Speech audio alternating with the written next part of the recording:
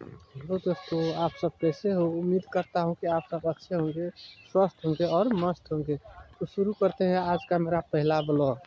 देखिए, मैं अभी आया हूँ अपनी बाड़ी में और ये सब मेरे मकई है। ये सब है, देखिए इस तरह से है।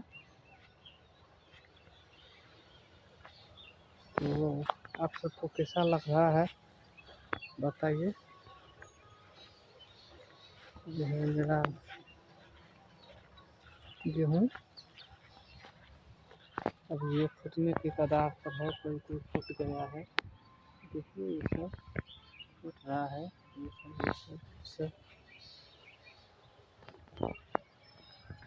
ये सब है अभी।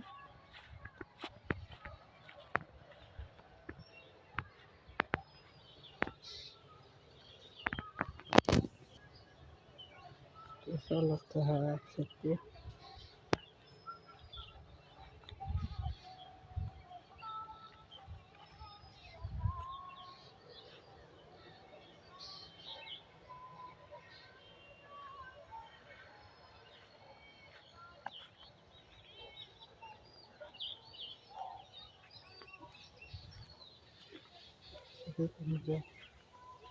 फर्स्ट ब्लॉग में